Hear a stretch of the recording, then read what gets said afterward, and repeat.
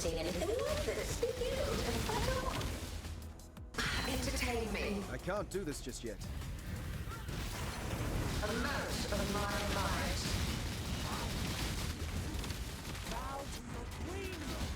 Repent! Handle this, twin terrors.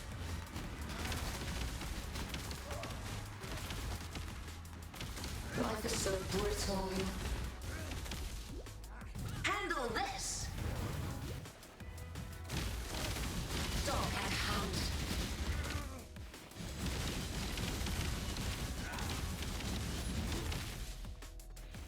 Such wildly delightful destination. Alright, so this is the day 3 build update for this particular character, which is the Blade Flurry General's Cry, let's say duelist. Because now it's become a Slayer, and, well, I want to highlight kind of 3 core pieces of technology that are really, really important to this particular iteration of the build. It's what I had planned out in the league start, but there's also some slight differences now. First thing, why Slayer before we go into any of the tech? Because this question is super annoying.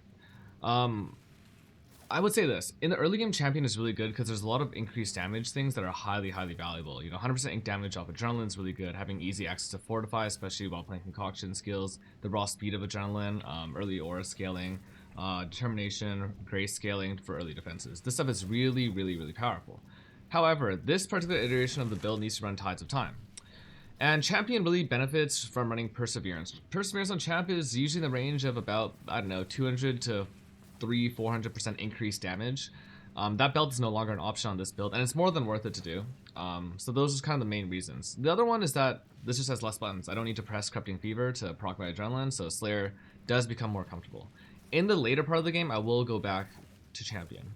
The second question was about, you know, why Smite, why not Reeve? Well, the thing is, I still want to go back into Reeve if I can, but there's just too many buttons to press, and I just I'm struggling in terms of pressing buttons. I don't know what it is. I think I'm just getting old and mechanically ungifted, but yeah, I might be more like you guys soon. Anyways, 3 pieces of tech. The first one is about Tides of Time, Sap of Seasons. So I got this guy I know called Kenny, Sister Hell.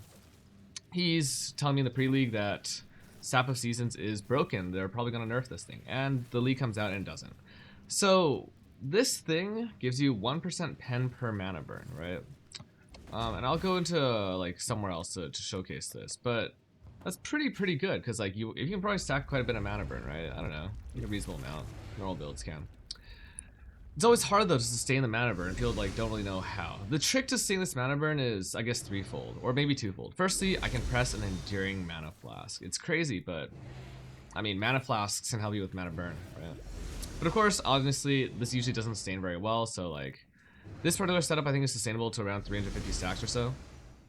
So how am I able to do that? Well, Sap of Seasons also says, or I guess mana burn also said, you burn, I think 0.5 or 1% of your mana per second, right? Yeah. 1% of mana burn per second. But I only have 143 max mana. Now there's a minimum tick rate. You can only like every single mana burn stack always equals at least 1 mana. So if you can get like 200 mana sustain, then you can sustain like 200 mana burn, right? As long as your mana pool is small enough. So firstly, Tides of Time is really good for this because it gives you a ton of mana flask sustain. And also gives you mana flask effect, or sorry, flask effect generically, which is really powerful. And also gives you mana recovery from flasks. And as soon as I drop my mana flask, it's gonna drop. So I'm gonna probably drop it now. I use Power of Purpose. This converts my mana into armor. And it's super strong because instead of having to sustain, you know, 1,000 armor, so 10 mana burn per stack and like, you know, 2,000 mana burn, I need to sustain like 200 mana burn to get to like max value. Also, that value is lowered by Tincture Effect. Any amount of Tincture Effect will make it so you hit that 200% faster, I believe. This is also made really efficient with things like this, you know, increased armor scaling off the tree, charge stacking on Slayer is really good. And then over here, there's the Tincture stuff. And this combo is even more powerful because you get flask charges gained per mana burn. So basically, I'm at permanent Progenesis uptime as long as I'm sustaining this, no problem. I have permanent Wine of the Prophet or permanent Diamond Flask when I'm bossing. Really crazy. You also get a ton of flask sustain from this because the tinctures themselves can also apply the 2 charge gain for your flask. So basically, like, this core setup is really crazy. The downside, of course, that you do lose a flask. Eternal Mana Flask in this case, and it's not Mage Blood setup. So in the deep late game, when certain Mage Blood setups become really good, this is less good. This also gives flask effect on mana burn or while the feature's active. So this combo crazy powerful. It gives you 200% penetration, which does work on top of Doriani's negative res. So basically, like, imagine you start out with like a monster starts at 75 res, right? Doriani takes that down to minus 197 on my setup, so that's like, I don't know, times like 10 damage or something, times 13. And then Sap of Seasons gives me an additional pen and increased damage from this, which is giving me like another 2.5 times, I think, or maybe like 2.2 times multiplied on top of that. So really, really crazy. Also, if one of those things goes down, the other one is still active, which is really powerful for mitigating resistances from losses and stuff like that. That said, this does ramp. That's why I went for increased mana burn rate than over anything. The second piece of tech, man, this has been long already. I'm running a Varius, right? So I figured if I'm running a Varius, and I have this part of the tree, which is like traditionally really good for timeless jewels, why don't we play Cloistered as well? Cloistered gives us ailment immunity on consecrated ground. So this particular tree doesn't really want to path over to thick skin. If you played thick skin, ancestral vision, went with a either shield, I think suffix, and then chest prefix, I think those are the mods for ailment avoidance, you can achieve ailment immunity that way. You can also just do it with Cloistered plus Rational Doctrine. Rational Doctrine gives you consecrated ground while stationary. It lets that effect linger for 4 seconds. So basically, as long as I don't like constantly run, I have this. I don't think I've dropped this yet. This build also doesn't really have great passive recovery because I'm a Slayer, which gives me Overleech, but I don't run a Life Flask. So in encounters where there's like nothing on the screen or whatever, having that regen from Rational Doctrine is really, really great. Third thing, Wine of the Prophet. Cool flask, right? I have infinite flask uptime on whatever I want, including unique flasks. It's a gold flask, which is already a huge boon while mapping. But that gives you a random divination buff for 20 seconds when used. Now these buffs are their own thing. They also get replaced when you use a new flask. However, it's not exactly like that. So this is the list of buffs. You can see that they're really, really insane. Like, I mean, some of them are like mitigation wise aren't like crazy and stuff, but like frenzy on hit, 50% rarity, you know, a ton of move speed defenses. Explode, curse on hit, enfeeble, just straight up double damage. The really, really good one, I think personally, is Soul Eater, which is over here. Nope, well, this one's also really good for me because I like Soul Eater for 20 seconds. I think that this lasts extra long for some reason. When I'm mapping and stuff, this lasts a ton of time. It lasts beyond me just using up the flask. So it might be the gain Soul Eater on kill for 20. Like I might just be having this like for 20 seconds extra. It might be that. It might just be that Soul Eater has to cool down afterwards. But there's some things like this that can linger as well, which is really crazy. But all in all, this flask basically can be considered like, I just take the average of these and like think about it in my head. I'm like, you know, I have no idea what it does for me. What I do know is that while I'm mapping, especially while doing domination, it's really, really good. It feels kind of like playing Headhunter or Inspire Learning, but without the downside of like constantly having Headhunter procs. There's also Headhunter on this sometimes, like Inspire Learning, so not bad. Now, how am I making this even better? This Runegraft of the Warp, buffs expire 30% slower on you, debuffs are 30% faster. Basically, it's just like having self-curse temp chains a little bit, just a baby amount, like maybe self-chill. Yeah, to have slower buff expiry, and this feels really nice for both that, for domination as well. Yeah. Okay, those are 3 things. Let's jump into the pub now. Because, like, this character is pretty deeply constructed. Oh man, it's gotten really long. I should have made notes. My character actually does less damage today than it did at the end of yesterday. It's because I switched out a few things for a better defensive set. This is, without Molten Shell, with it up, I'm at, like, you know, pretty good max hit. And these are, like, with some conditionals, but they're, like, full uptime conditionals. You know, they're not, like, guard skills and stuff like that. So let's go through the tree first. The tree is still pretty much the exact same thing as before. I did now take this additional mastery because I'm doing a lot of like really juice content. I'm not sure what I want to farm today, so this feels really nice. Extra strike range is also pretty cool.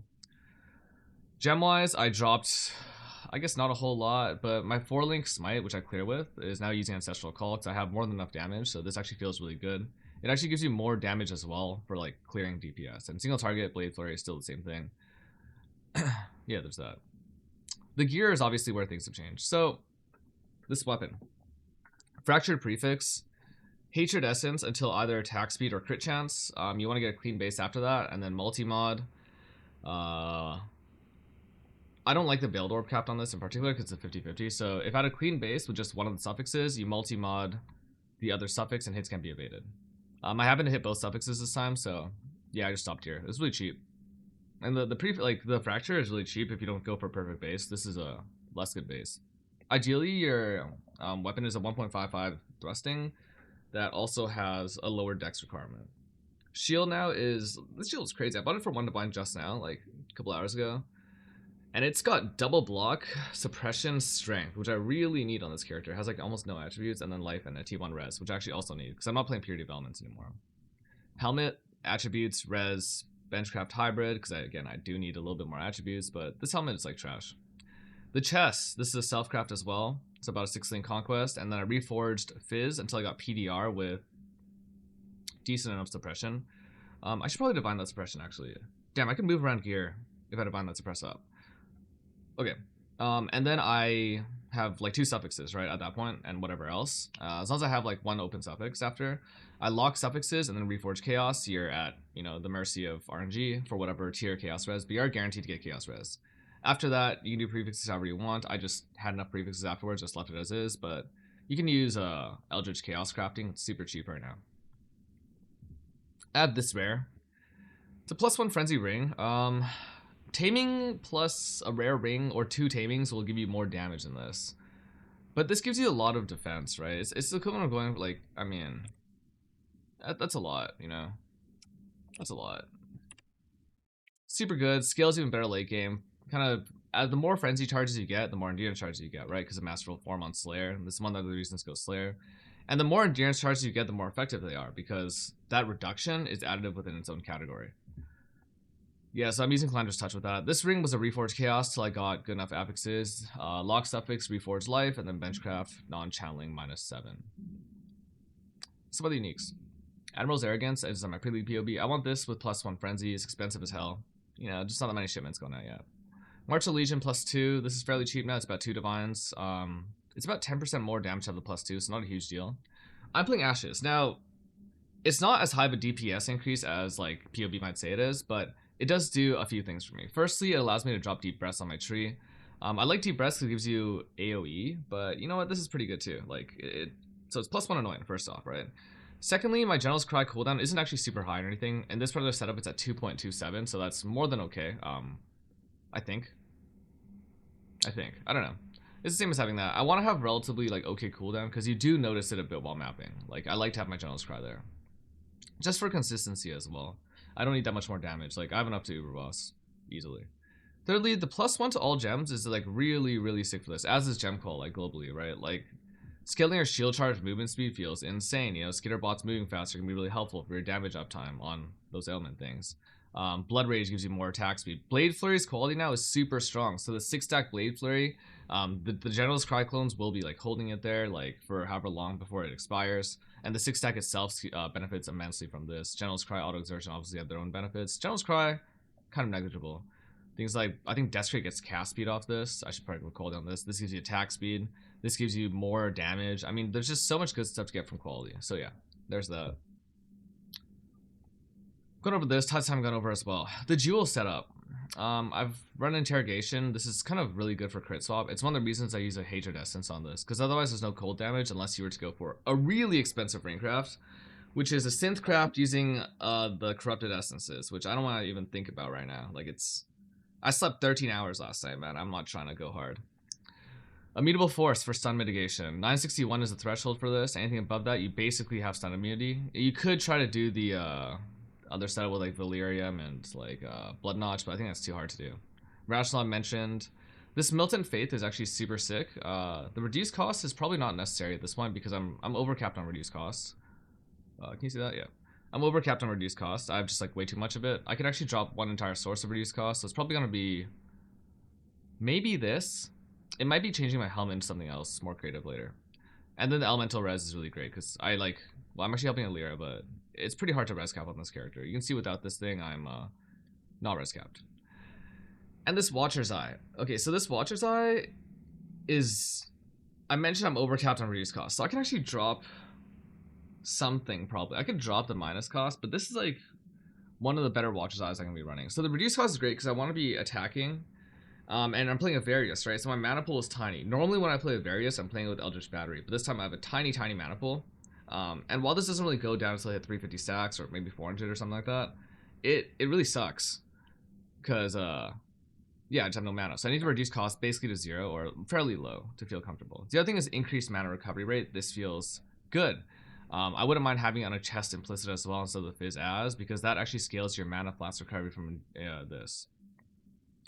Last thing to note, on this tree, I might end up taking this again. It gives you 20% increased flask duration. There's also stuff like this. Like, I think flask effect duration is kind of the biggest QOL thing you can get. Any sort of excess dexterity probably wants to tattoo that, because it's not like I have trouble sustaining this, right? I don't. But I have trouble pressing this consistently. And unless you're like the most focused player in the world that's very, very consistent, programmatically accurate at pressing your mana flask, you kind of want more flask duration. Anyways, that's that. I will probably upgrade this character a little bit more. I mean, I want to be able to farm certain things, but because it's a flask-based setup, it's really bad at doing certain things. Like ghosted meat sacks are not going to be good for this. The amount of times it steals your charges and steals your flasks, gonna be really rough. But for most other content, man, this build is sweet. I mean, does a lot of damage. It's hard to actually see the damage a lot of times because usually you kill things in under like 3 seconds. And at that point, you haven't gotten your frenzies up, haven't gotten your power charges up yet. Your Blade Flurry just finished its first channel, like you haven't even started the second one. You haven't ramped up your stat this season, so you know it takes a little bit of time to actually reach its full DPS. But yeah, great build overall. Been really happy with it. Armor stacker later, but that's gonna be in about a month because I don't have 20 mirrors yet.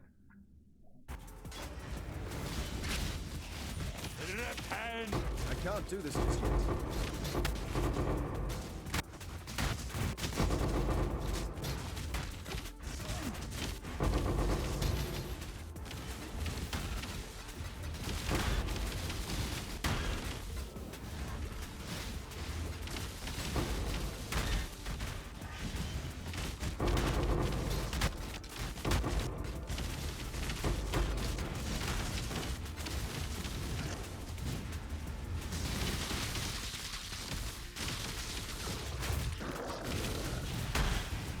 Survive the pit. Make a call.